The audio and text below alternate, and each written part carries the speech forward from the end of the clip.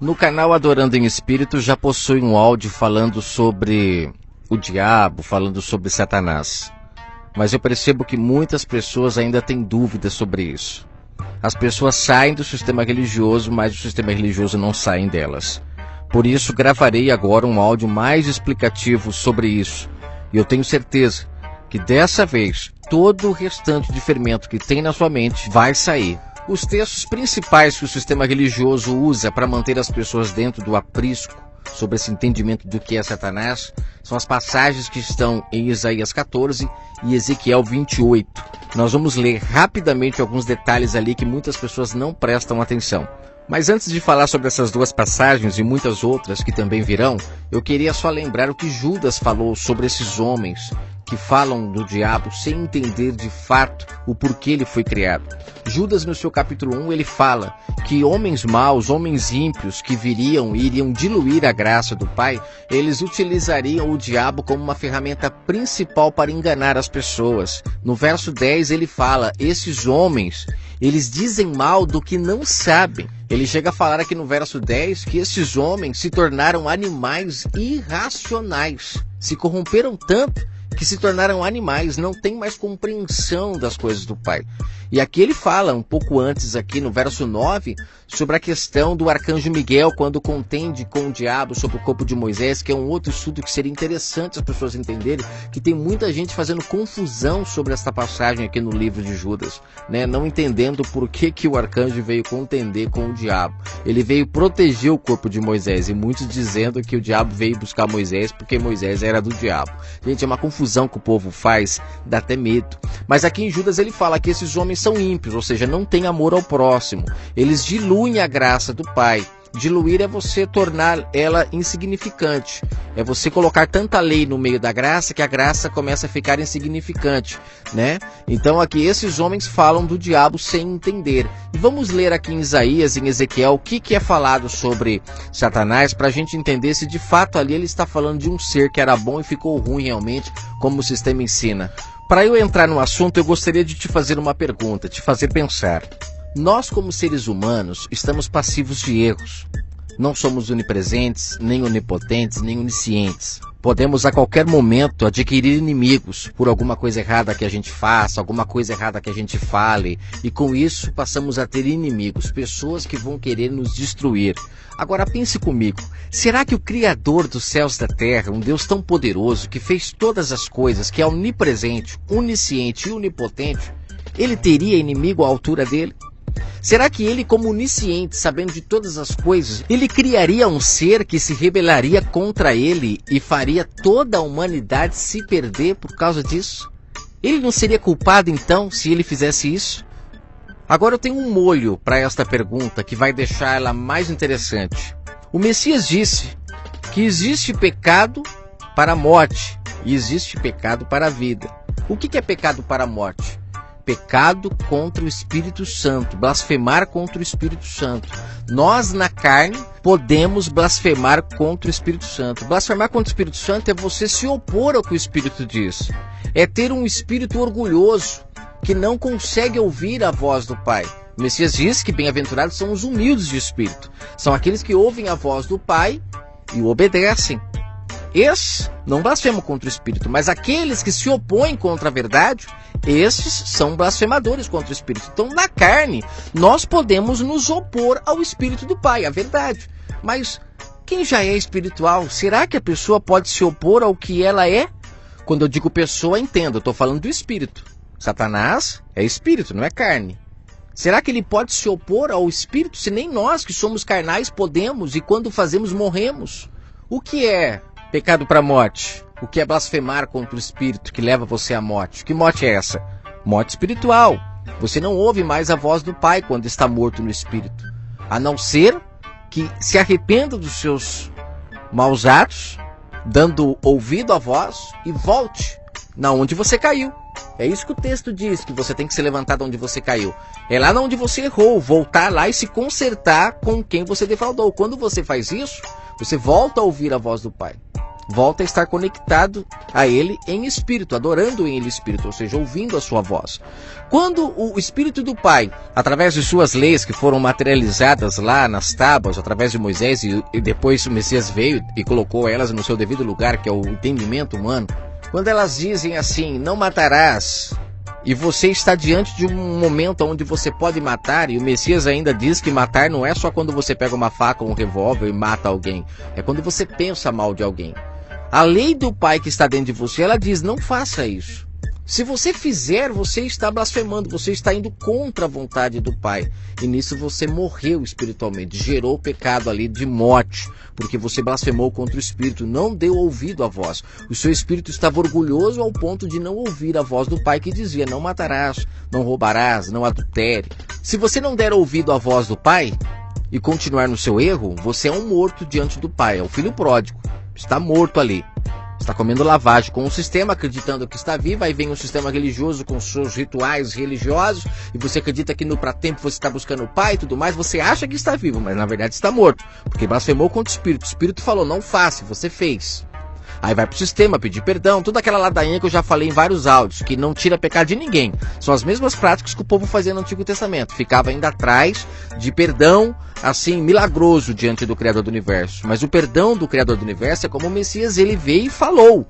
Está ligado em você perdoar o seu próximo. Pai, me perdoe quando eu perdoo o meu próximo, quando eu me conserto com o meu próximo. E o Messias em Mateus 18 deixou claro.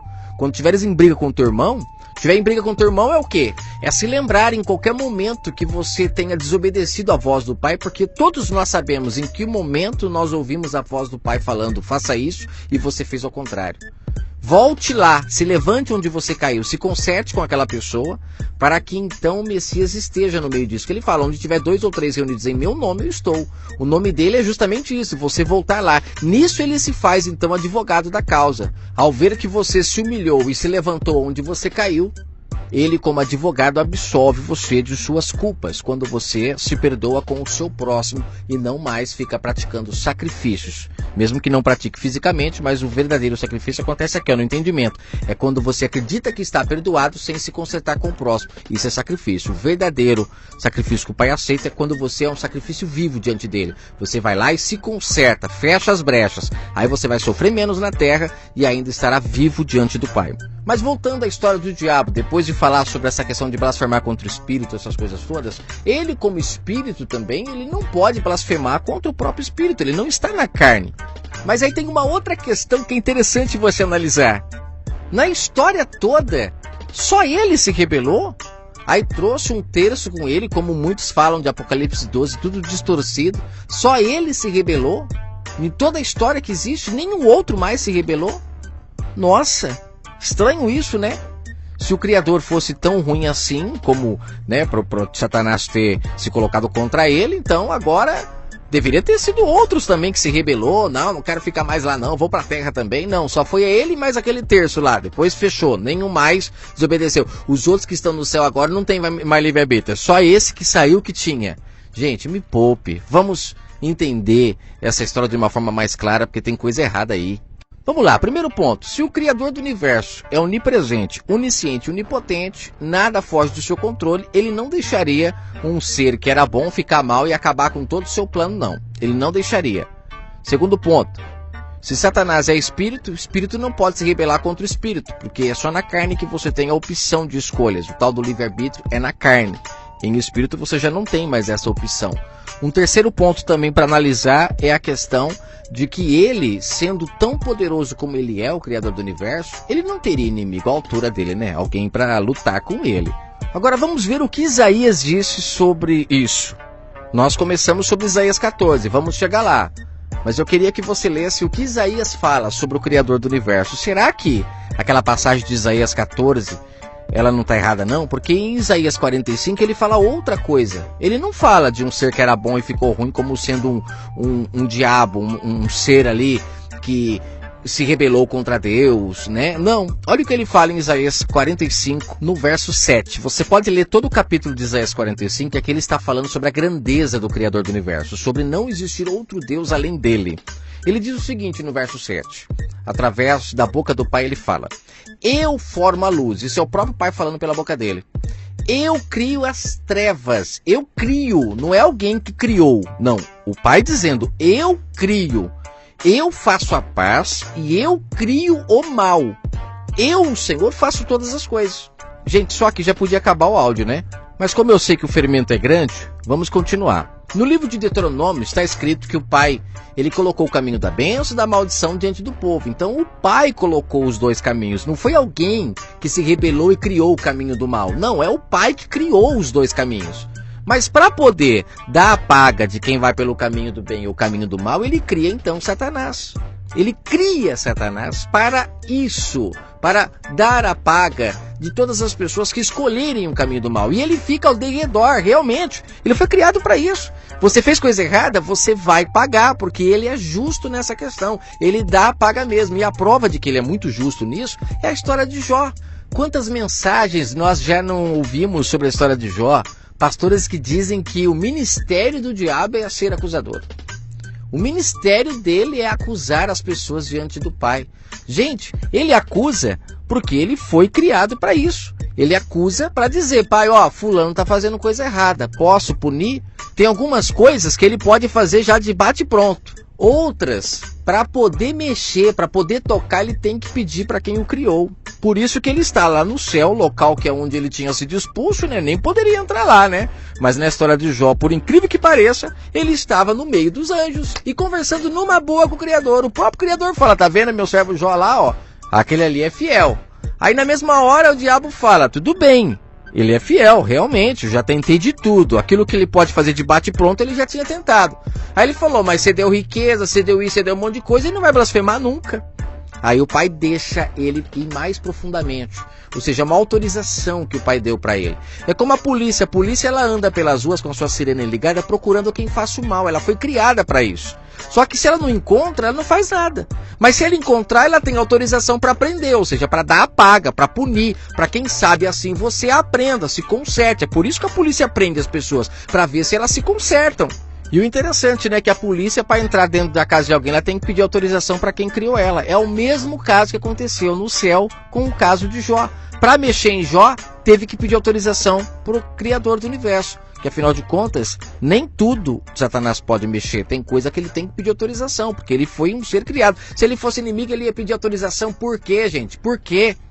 Inclusive em 1 Coríntios capítulo 5, uma das passagens que fala de Satanás também, lá Paulo fala para entregar o rapaz que estava tendo relação com sua madrasta para Satanás. Para quem sabe a sua alma se salve.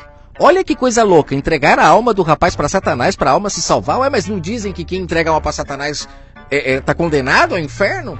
É que o fermento é tão grande que as pessoas não conseguem entender que Satanás, como ele foi criado para dar a paga às pessoas do mal que elas fazem, quando você está num caminho errado, você recebe as pagas, o sofrimento.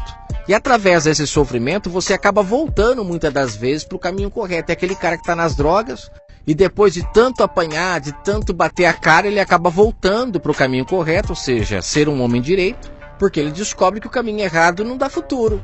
É o cara que trai a mulher, trai a mulher, trai a mulher. Uma hora ela descobre, põe ele pra fora de casa, ele perde tudo, até que vai morar debaixo da ponte. Ou seja, todo o sofrimento traz ainda alguma coisa de bom. Aí ele volta a ser um homem honesto, justo, e se acontecer novamente de ter uma outra mulher, pode ter certeza que ele nunca mais a trairá. O sofrimento ensinou ele. Então quando Paulo fala entregue a Satanás, é justamente isso. Deixa ele bater a cara. Ele vai voltar. Se não voltar, vai se perder. Mas quem sabe a sua alma se salve. Ainda ele se arrependa dos seus maus caminhos. Então Satanás ele tem uma função no reino do Pai. Só que o sistema religioso coloca ele de forma totalmente invertida do que de fato ele é. Para que as pessoas não consigam compreender que elas são culpadas dos seus próprios erros. E Satanás apenas vem e dá a paga. Ele está ao derredor esperando uma brecha. Ele não pode vir, catar na sua mão e fazer você fazer alguma coisa errada. Ele pode te tentar, porque ele precisa fazer isso. É fazendo isso que ele está te testando, vendo se você está pronta, se você está de fato honrando ao Pai, ouvindo a sua voz. Então quando ele vem e te tenta, ele está nada mais, nada menos do que vendo se você está aprovada ou reprovada. É como uma pessoa que faz regime. De repente ela vê um prato de chocolate ali delicioso, um bolo lindo, e ela consegue resistir, demonstra que de fato ela está conseguindo seguir o regime perfeitamente. Agora, se ela começar a comer o bolo, representa que ela não conseguiu. Então esta é a tentação que ele faz. Mas não se esqueça das palavras do Criador para Caim. Caim, O pecado jaz à porta, cabe a tu dominá-lo, cabe a nós. Você está entendendo isso? Continuo na segunda parte, onde falaremos de Ezequiel 28 e Isaías 14. Agora, com a mente mais aberta, você compreenderá melhor essas passagens. Vamos lá, dando sequência agora à segunda parte do áudio sobre o diabo, lembrando que você precisa ouvir a primeira parte. Não ouça a segunda parte sem ouvir a primeira. Se fizer isso e não entender o que está sendo falado aqui, aí é uma culpa total sua, porque está ali para você ouvir tudo. Né? É como a Bíblia, você quiser pegar um verso isolado, um contexto isolado e criar uma doutrina, você vai ser culpado disso. O livro está todo lá para você não precisar pegar parte. Mas se você quiser, é uma escolha sua, assim como nesse áudio. Você tem que ouvir a primeira parte para depois ouvir a segunda parte.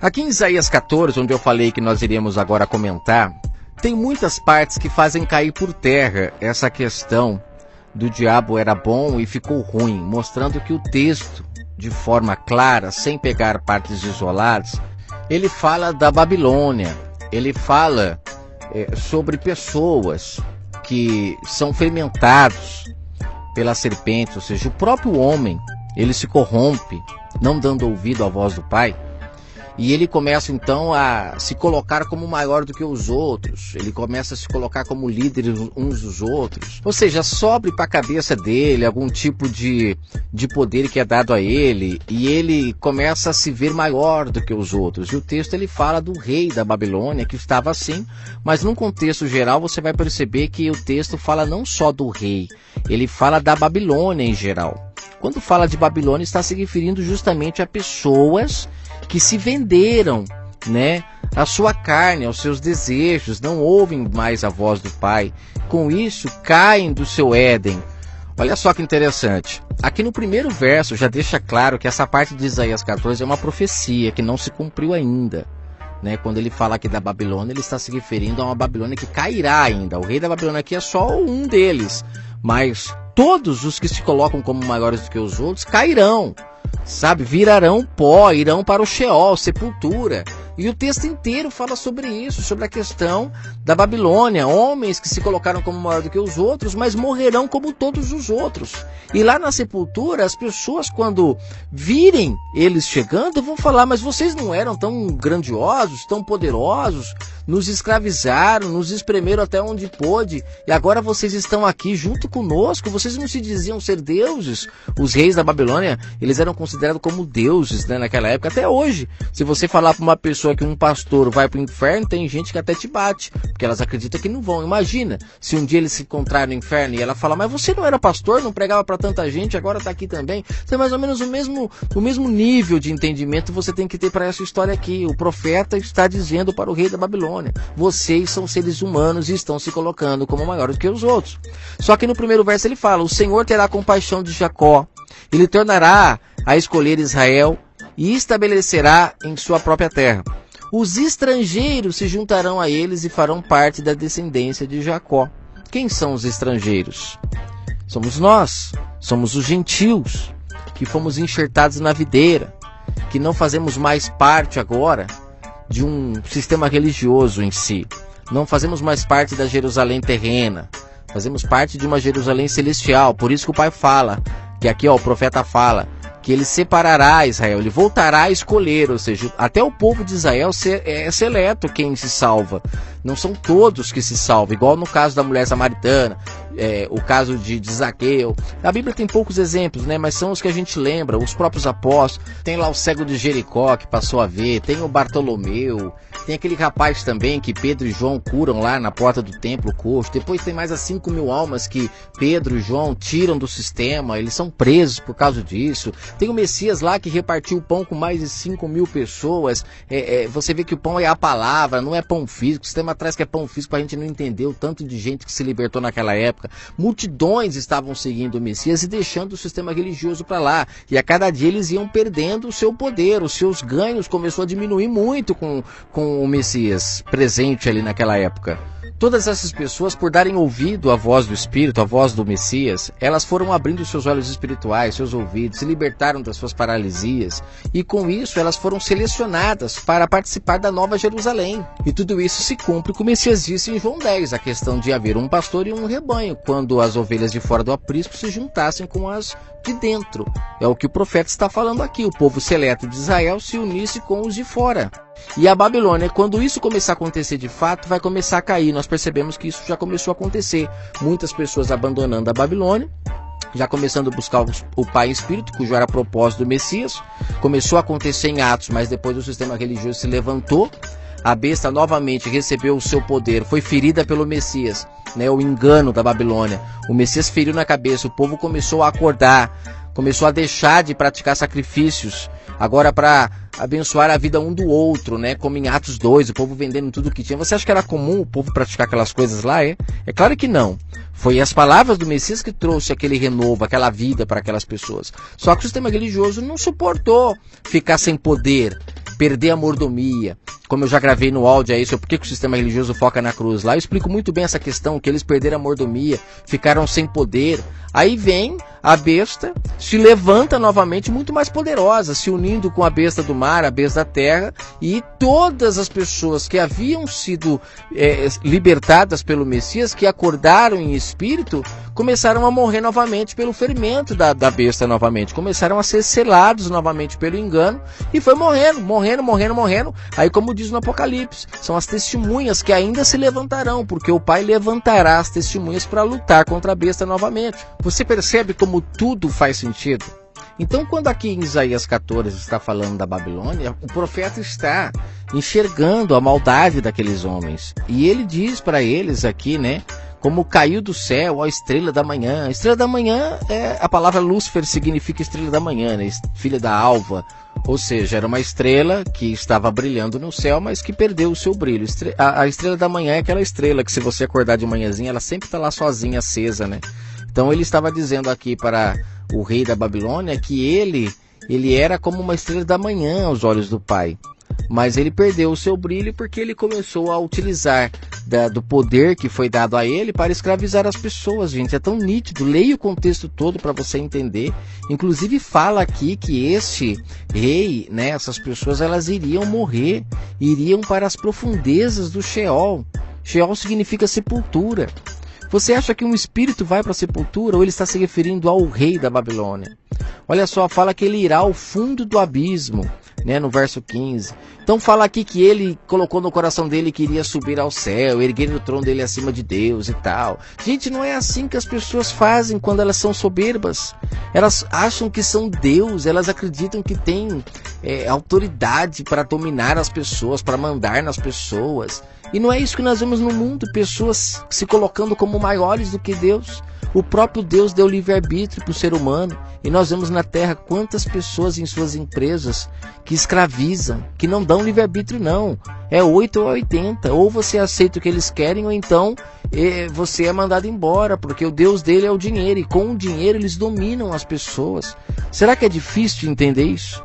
Leia o contexto de Isaías 14 para você ver que o tempo todo aqui ele está se falando como uma pessoa. Assim como lá em Ezequiel 28, ele está se referindo ali ao rei também, que estava orgulhoso, né? Quando fala lá que ele estava no céu, que estava no Éden, com pedras afogueadas.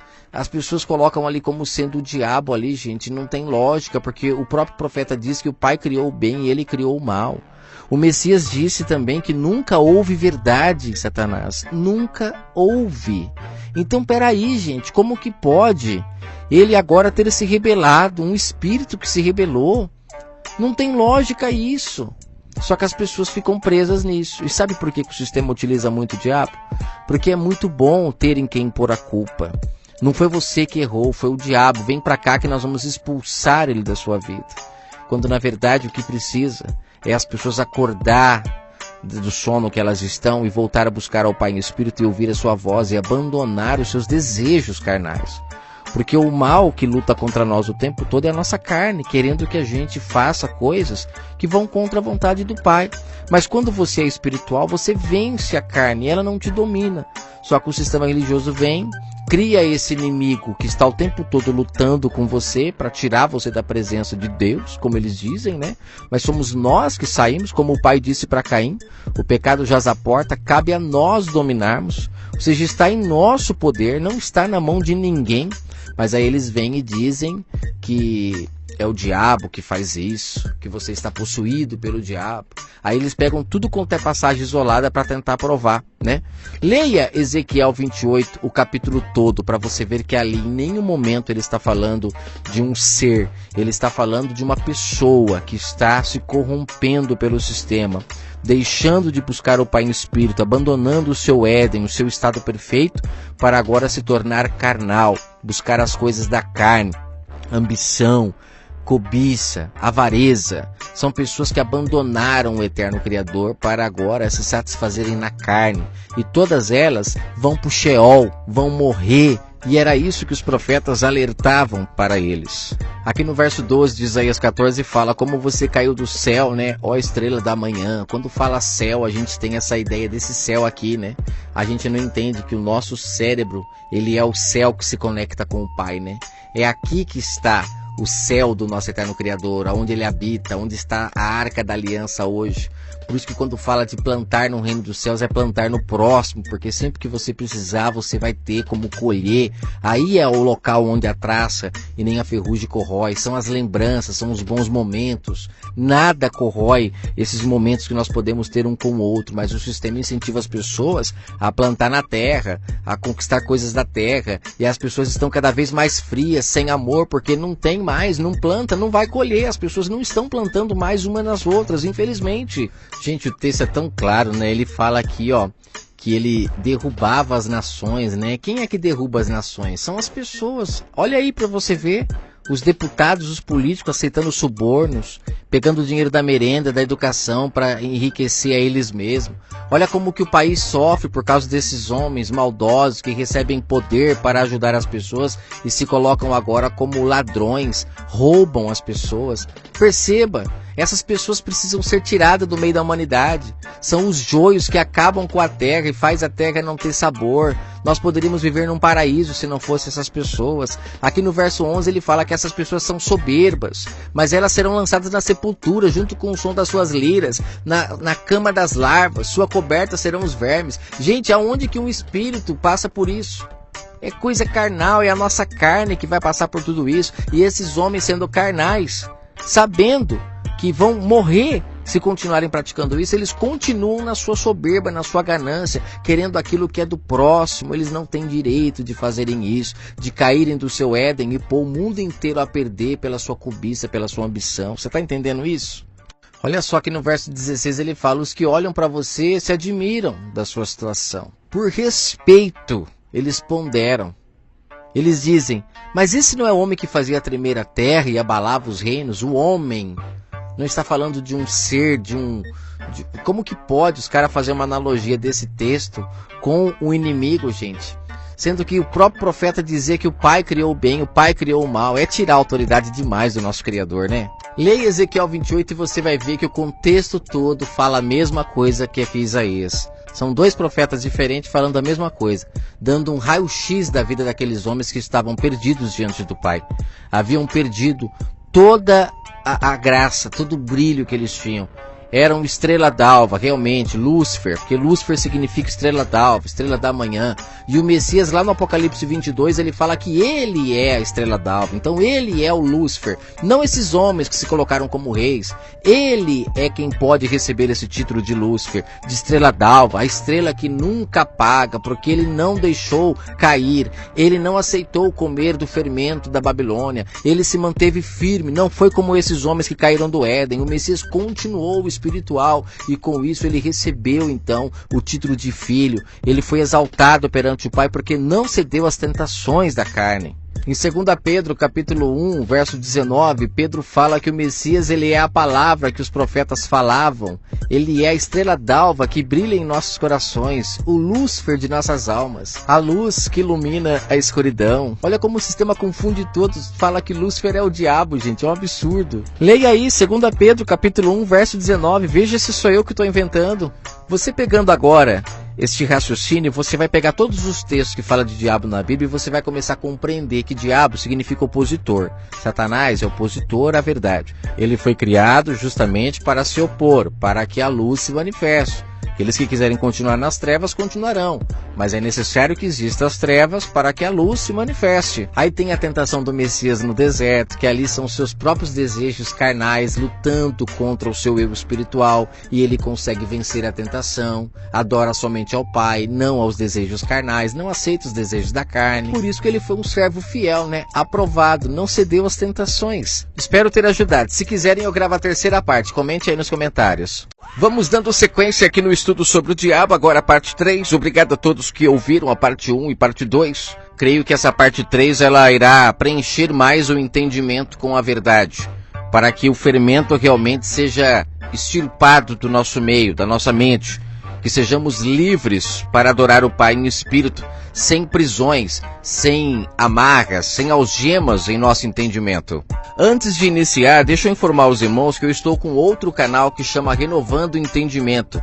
Se os irmãos quiserem se inscrever lá, é interessante. Eu estou com os dois canais porque, caso aconteça de algum canal dar algum problema, eu tenho os irmãos já inscritos no outro canal também, a gente não perde o contato. Esse Renovando o Entendimento, ele tem a cara assim de uma pessoa em desenho com o cérebro em evidência. Você vai perceber, digita aí, Renovando o Entendimento. Aí se inscreve lá, alguns irmãos já se inscreveram, inclusive esses áudios aqui, eles estão na íntegra lá. Para você abaixar, às vezes é melhor. Aqui eu vou trabalhar sempre com essa questão de por partes, quem quer ouvir 15 minutos tal, mas lá está na íntegra, eu coloco sempre lá também agora.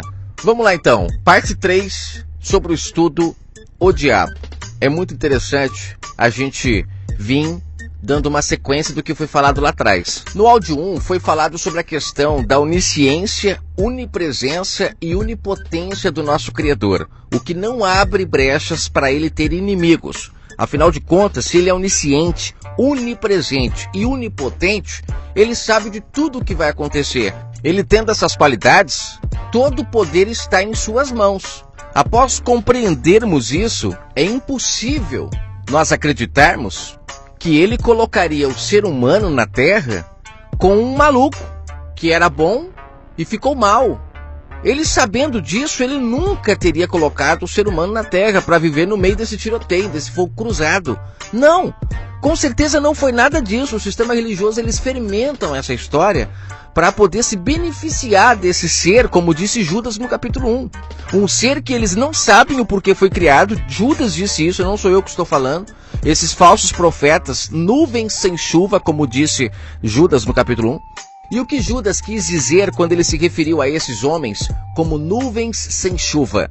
É porque eles dizem que são, dizem que falam em nome do Pai, mas de sua boca não vem chuva.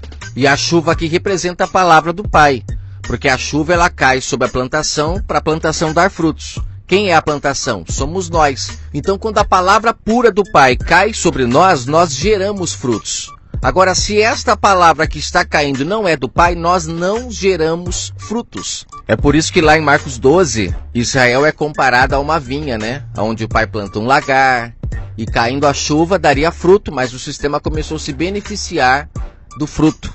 Eles não estavam dando fruto mais para o Criador do Universo, mas sim para estes homens, os falsos profetas, nuvens sem chuva. Mas só para não me estender, deixa eu explicar como é que eles se beneficiavam do fruto.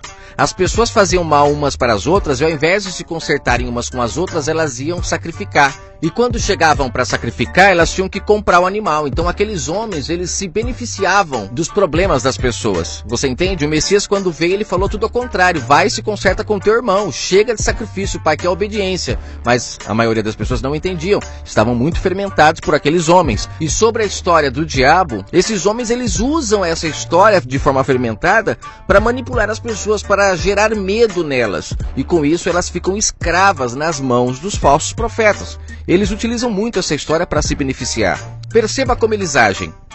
Eles colocam na mente das pessoas que quem a faz pecar é o diabo. E o diabo só faz isso porque ele se tornou inimigo de Deus.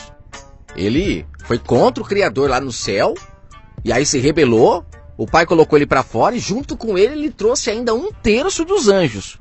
Gente, analisando friamente, o Criador então ele deve ter algum defeito. Porque para o anjo ter se rebelado contra ele e ainda ter conseguido fazer a cabeça de mais 1/3 dos anjos. Gente, imagina 1/3 dos anjos, não é pouca coisa não, hein? Não é pouca coisa não. É muito anjo que foi contra o Criador também. E por quê? Agora eu te pergunto, existe livre-arbítrio entre os anjos? Só aconteceu uma vez na história de um anjo se rebelar? Os outros não têm livre-arbítrio mais?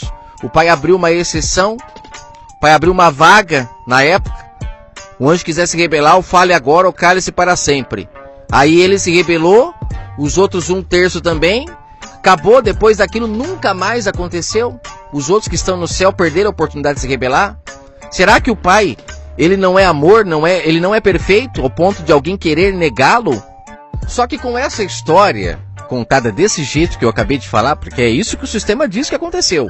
Um anjo era bom, ficou ruim, se rebelou, como se existisse livre-arbítrio entre os anjos.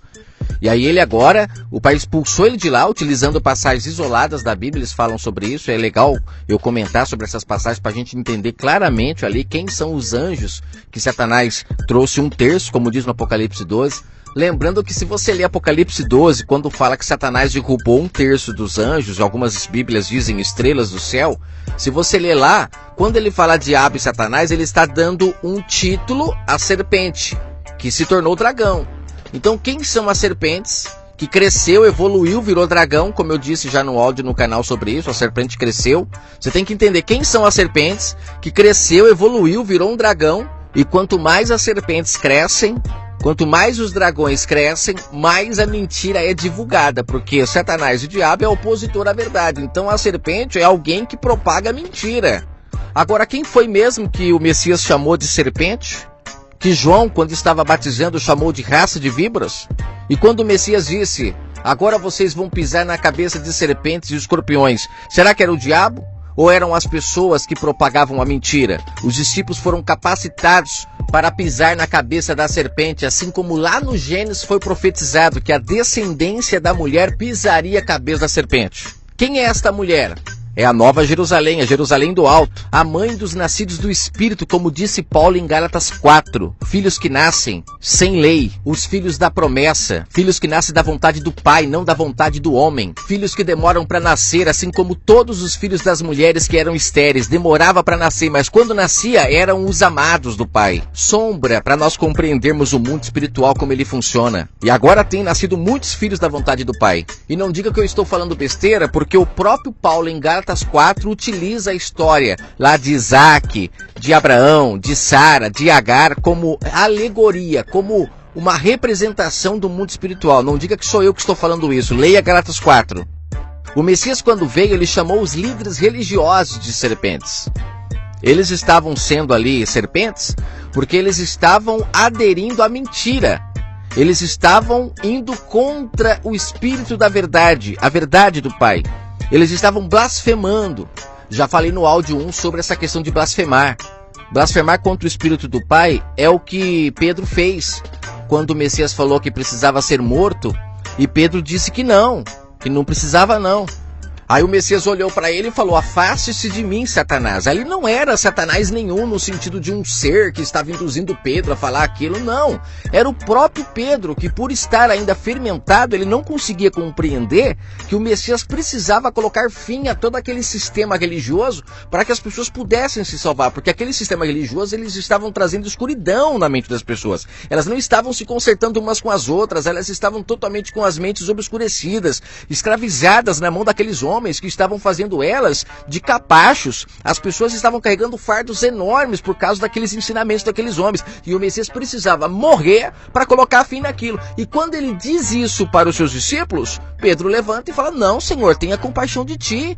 Não, nós não vamos deixar que isso aconteça, não. Aí o Messias fala, afaste-se de mim, Satanás. Por quê? Satanás estava ali incorporando Pedro? Não, era o Pedro, na sua ingenuidade, que não tinha compreendido o que precisava acontecer para pôr fim àquilo.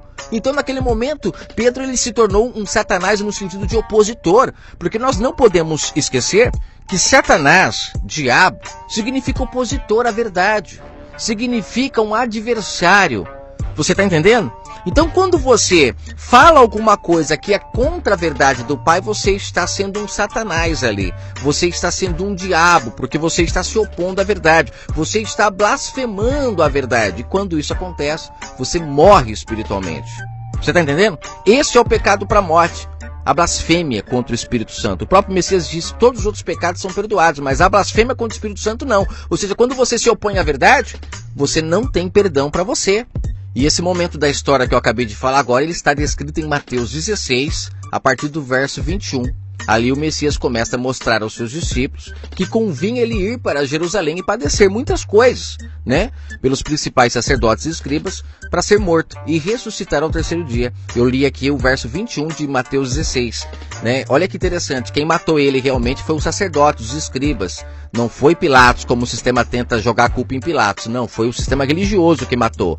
Aqui no verso 21, o Messias deixa claro, precisava ir para Jerusalém para sofrer na mão dos sacerdotes e dos escribas, até ser morto.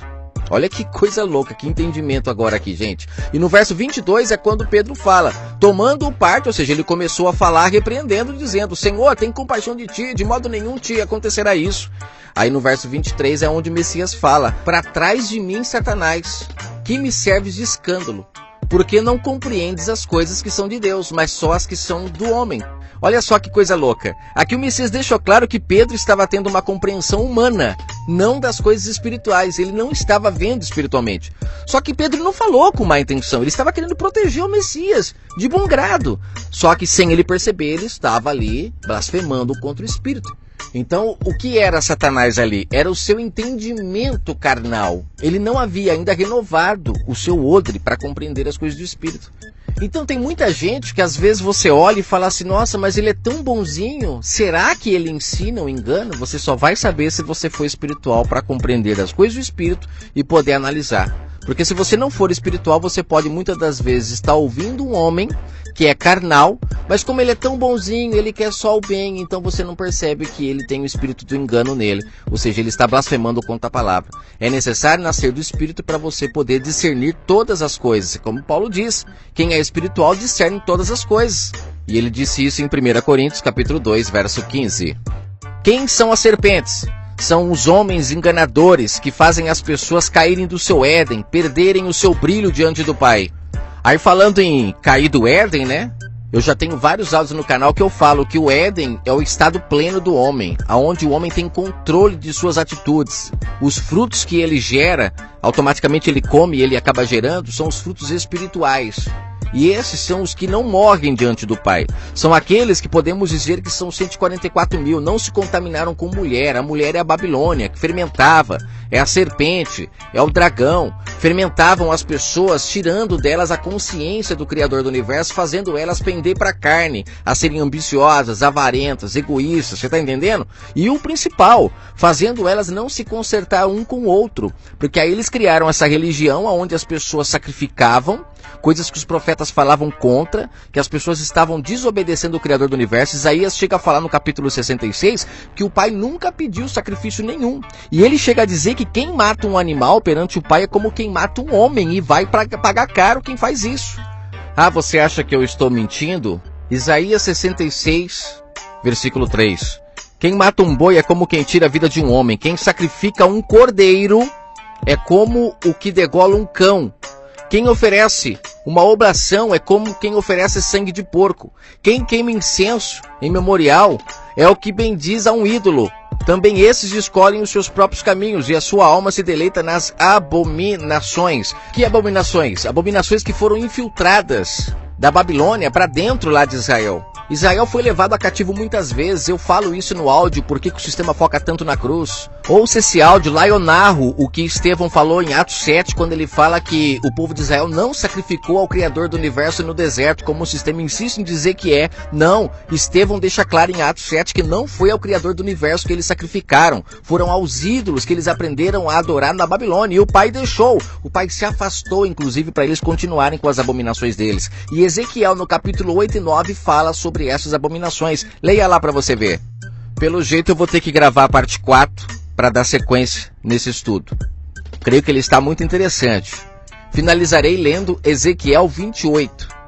Eu comentei há pouco tempo agora que o Éden é o estado perfeito do homem. É quando o homem come da árvore da vida e ele se mantém sendo espiritual. E eu vou ler na parte 4, Ezequiel 28, porque a partir do verso 11 É uma passagem que o sistema utiliza muito para colocar ali que está falando do diabo, porque fala que ele esteve no Éden, era coberto de pedras preciosas, era um querubim ungido, né? Ele estava estabelecido no monte de Deus, mas aí foi achada iniquidade nele, aí depois ele foi expulso. Então o sistema utiliza muito essa parte para falar sobre o diabo, e nós temos que entender que ali o profeta está fazendo um raio-x da vida do rei, o rei de Tiro. Que se você ler do verso 1 até o verso 10, ali deixa claro que o rei estava se colocando como Deus perante as pessoas, e ele não era. Inclusive no texto fala que ele seria lançado na cova e tudo mais. Vamos para a parte 4. Vamos agora dar sequência ao estudo com o tema O Diabo. Esta é a quarta parte. Eu peço por gentileza que antes de você ouvir essa parte, você ouça a primeira, a segunda e a terceira parte, para que não fique fermentada esta quarta parte no seu entendimento. Aqueles que querem de fato descobrir a verdade, eles não ficam pegando trechos isolados, eles compreendem a história de uma forma geral, para que você não seja enganado. Uma prática muito usada pelo sistema religioso. É verso aqui, verso ali, contexto aqui, contexto lá, pegam a história na metade da história e as pessoas ficam boiando sobre o contexto geral. E falando sobre o contexto geral, eu comentei no finalzinho do áudio 3, que eu iria falar sobre a passagem de Ezequiel 28, uma passagem muito utilizada pelo sistema religioso para dizer que ali está se falando do diabo. E será que está mesmo? Vamos desvendar esse mistério neste áudio, parte 4. No primeiro áudio falei sobre a onisciência, onipotência e onipresença do Criador, o que não abre brecha para ele ter inimigos, pois inimigos só tem quem não tem essas três qualidades: onisciência, onipotência e onipresença. Se o Pai tem essas três qualidades, todas as brechas sobre a questão de ter inimigos, elas caem por terra. Não existe, a não ser que nós queiramos diminuir o nosso Criador, como disse Paulo em Romanos 1. Transformar o ser incorruptível em algo corruptível. Sabe qual é a parte mais ilógica de toda essa história? É um Criador que manda nós amarmos os nossos inimigos ter um inimigo. E aí não tem jeito, né? Cada vez que a gente vai se aprofundando mais na história, a gente vai percebendo que não tem base todo esse fermento da religião. As pessoas só acreditam nisso porque elas não procuram conhecer a verdade. Como disse Paulo em 2 Tessalonicenses capítulo 2. O Pai deixaria o povo no engano. Paulo deixou claro isso, porque eles não procuravam a verdade. E muitos até preferem realmente continuar neste engano, porque é muito bom ter em quem pôr a culpa. O ser humano sempre fez isso. Desde lá do Éden, ele coloca a culpa nas pessoas. Ele sempre acha um culpado. Foi a mulher que tu me deste, foi a serpente, e por aí vai. Ninguém quer assumir a culpa, dizer eu errei, eu vou lá, eu vou me consertar, eu vou fechar essa brecha.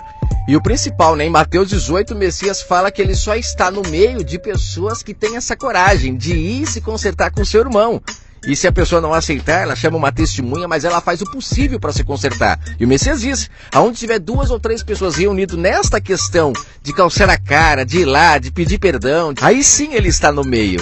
Não no sentido religioso, mas entre pessoas que têm coragem de assumir as suas culpas.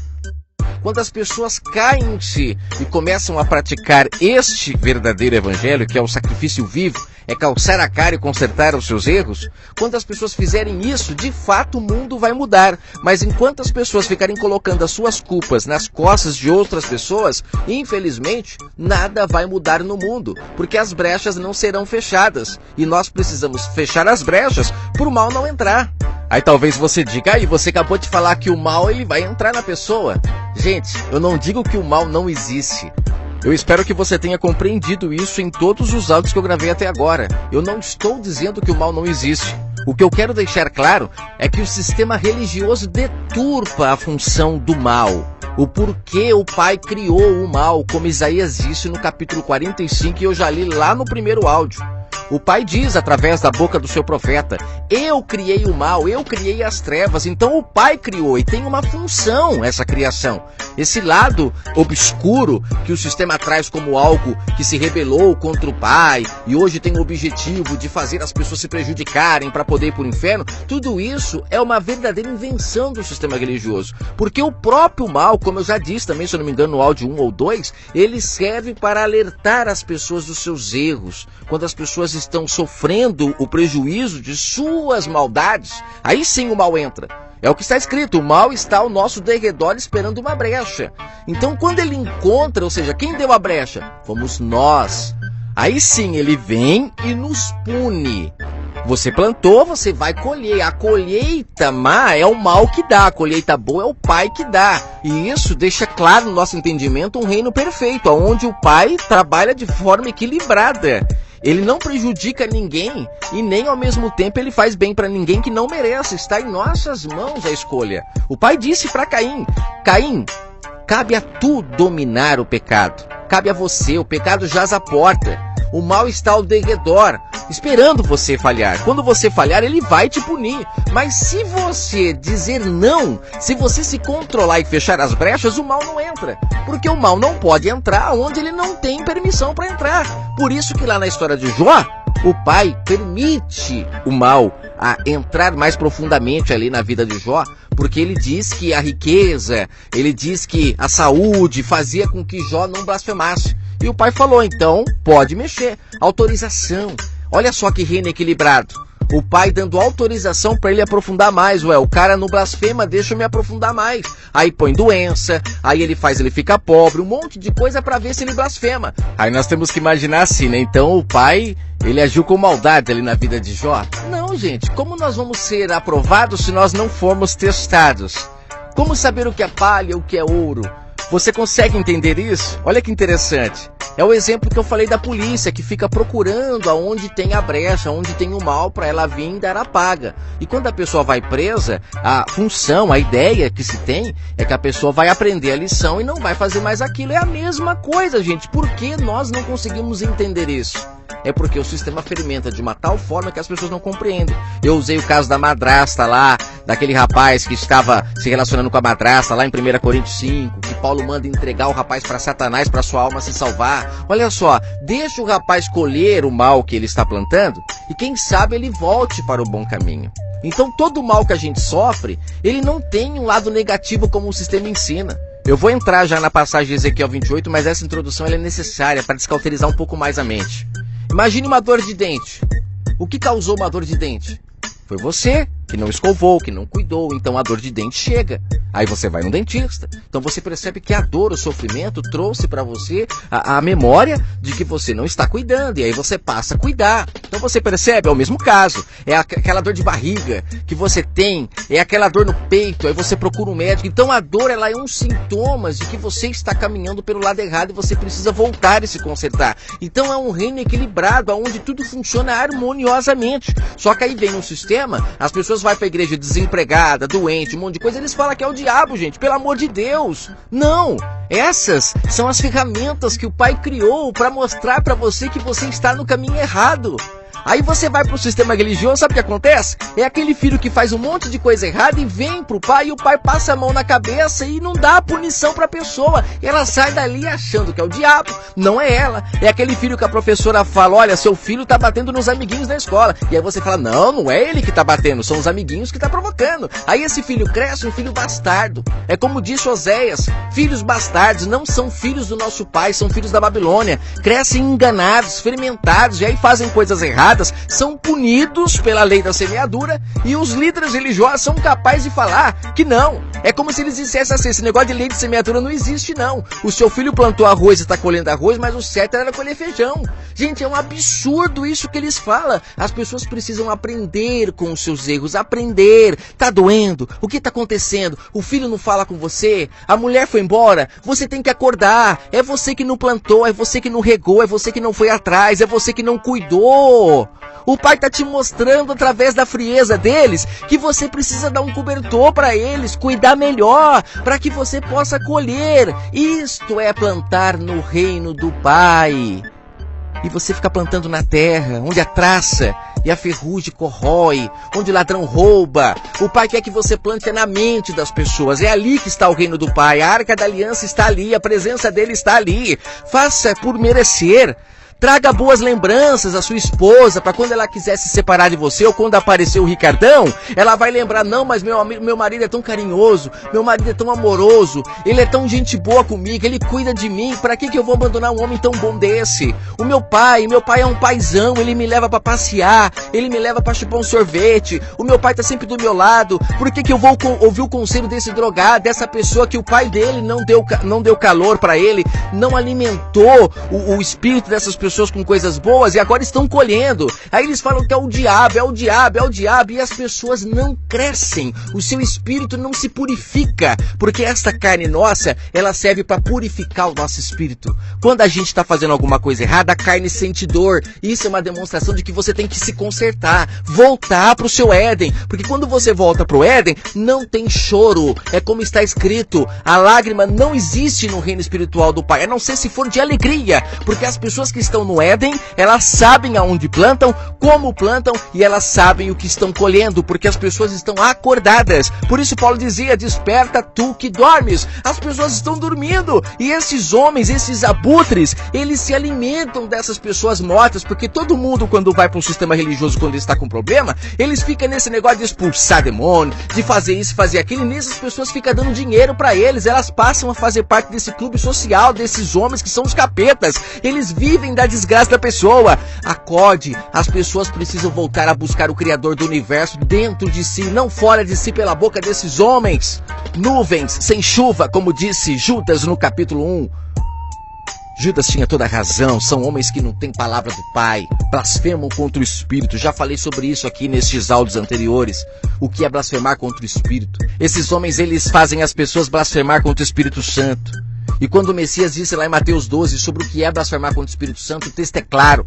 Aqueles homens estavam dizendo que o que ele estava fazendo era em nome do diabo. E ele disse, olha, a blasfêmia contra o Espírito Santo não tem perdão. Vocês estão indo contra a verdade. Vocês é que estão enganando essas pessoas. Vocês é que estão tornando elas mudas, surdas, paralíticas, através dos seus ensinos enganadores. E elas não são capazes de reconhecer os seus erros. Vocês é que estão indo contra o Espírito do Pai. Eu cheguei para libertar elas. E às vezes um áudio desse aqui, ó, que traz libertação para muitas pessoas, tem muitos líderes aí que estão ouvindo e estão criticando, estão falando mal. Sabe por quê? Porque estão blasfemando contra o Espírito do Pai, que quer consertar o espírito das pessoas, e eles não deixam, porque eles lucram com os mortos, seus abutres.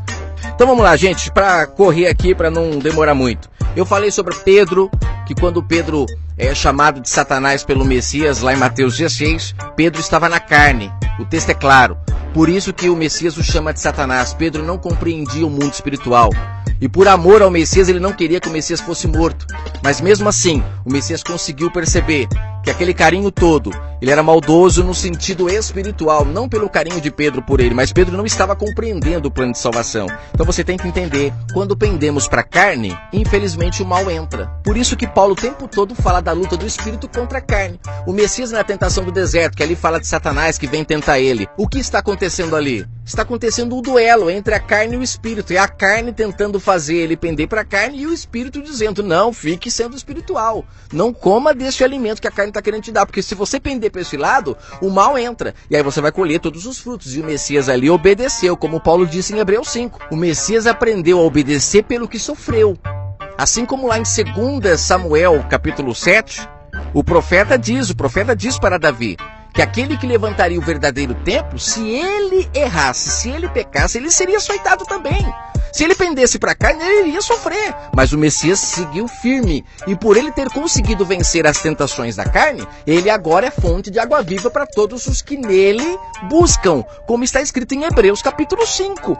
Ou seja, quando fala que ele agora é fonte de água viva, é porque nós podemos beber dele, dos ensinamentos dele. Se ele conseguiu, nós também conseguimos. Não é para ficar colocando as nossas culpas sobre ele. É nós andarmos como ele andou, pelas suas pisaduras fomos sarados. Nós temos que andar como ele andou, e aí somos sarados. Você está entendendo isso?